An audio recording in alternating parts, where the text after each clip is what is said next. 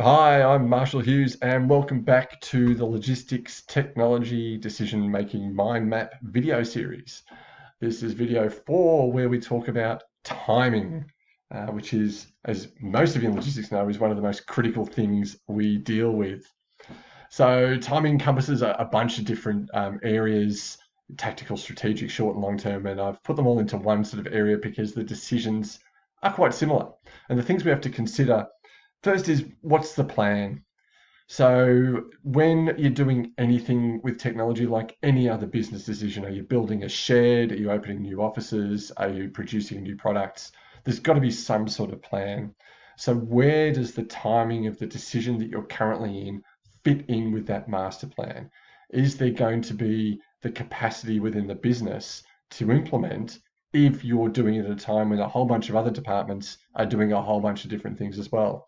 Now, depending on the size of your company, that might all be in your head, which is great, or it might be all with you and your CFO or your CEO. In larger companies, you've got to look at what everyone else is doing as well. Um, Bear in mind, you don't want to be creating headaches. If it's going to take you 12 months to roll out some software, what does that mean? So is that going to take you through Christmas? Is it going to take you through the busiest time of the year? If you're working in China, for example, how does Chinese New Year implement on that? So, master plan. So, where is this in the plan? Is the new technology strategy in line with the group? Are you running off doing something on a Linux platform, which is a sort of software, or is everyone else going Microsoft? Are you going cloud-based, et cetera, et cetera? So, does your strategy, your timing, implement what the company is going to do? Because the last thing you want to do is invest a whole bunch of time and effort, and then realize in 3 years you can't use any of the software you bought because everyone else has changed what's going on. Where does the timing fit in with new depots and new operations? When you're looking to scale, when you're looking to grow the technology, is that going to happen in line and in concert with the growth of the company overall? Or are you almost going to be at loggerheads? And you don't want the logistics decisions or the business operations decisions you're making to slow down or disrupt the technology decisions. But worse, you don't want the technology decisions to be slowing down the operational decisions. So are you going to be pulling resources in 2 years' time from an area where they're going to be critically needed to open up a new plant, put a new conveyor system, or whatever else it might be? Final thing with timing is, does it scale? The decision you're about to make, does it scale? And scale is tech talk for grow. And when we talk about scale is, if you're a one-site operation right now, but in 7 years' time you plan on being a 12-site operation, will the technology you're implementing now stay with you on that journey? Or is it only suited to one site and 12 drivers? Is it only suited to one dispatch dock and one inward stock? So you really need to look at whether or not the technology is going to grow with you over that 3, 5, or 7 year plan.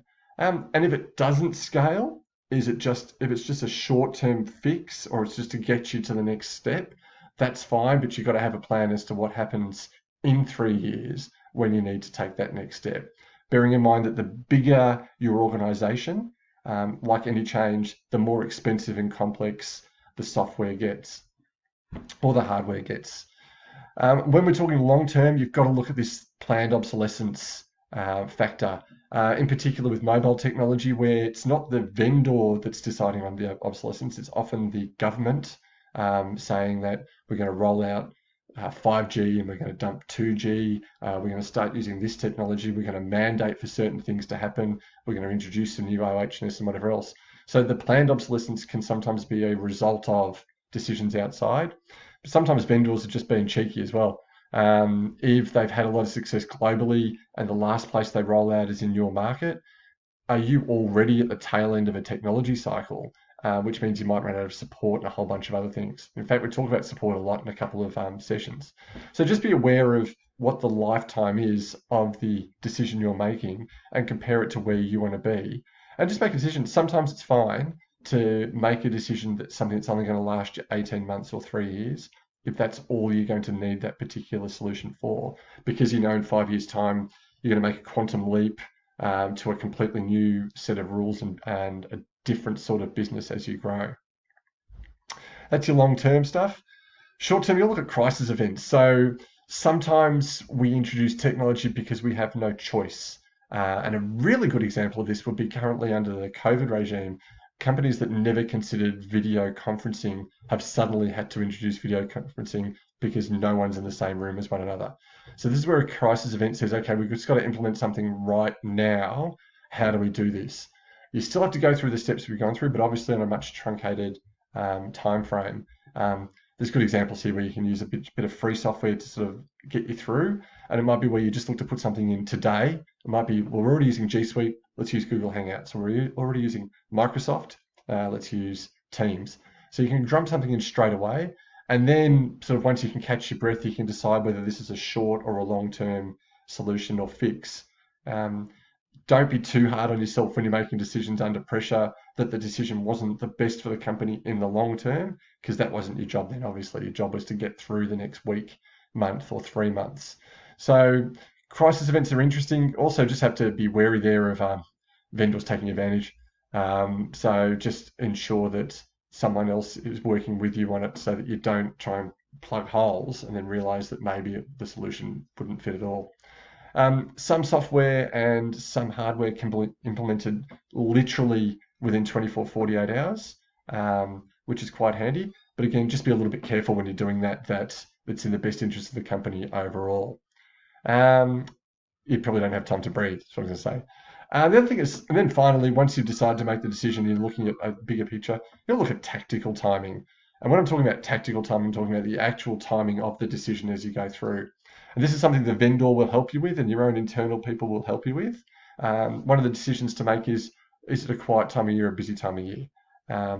Usually, obviously, we try and do it at quiet times of the year, but particularly in logistics, our quiet times of the year and busy times of the year, we're all pretty much the same.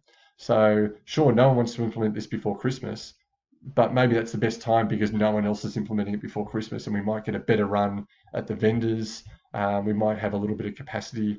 We might be able to ramp up a little bit early and manage that. So you can talk around that. The other option around timing is the staged rollout. So rather than dumping everything on everyone at once, you may roll it out by department, by site, or even by function. So depending on what it is, if it's new financial software, there's some challenges around rolling that out for everyone at once. Dispatching software, just work out the timing, whether you have to do everyone at the same time, or whether it's better for the business to have a strike team perhaps running around and doing site by site, department by department. And the final thing, really getting down to the nitty-gritty tactical, people in the technology industry are used to and accepting of working weekends and evenings to get stuff done. We understand that you can't shut down a conveyor system maybe you could shut it down at 10 a.m. You can't shut it down at 5 o'clock in the afternoon or 9 a.m. or 6 a.m. in the morning to go and make changes that aren't critical and aren't breakdown repair. So this sort of stuff has to be done at the weekends, has to be done in the early hours of the morning.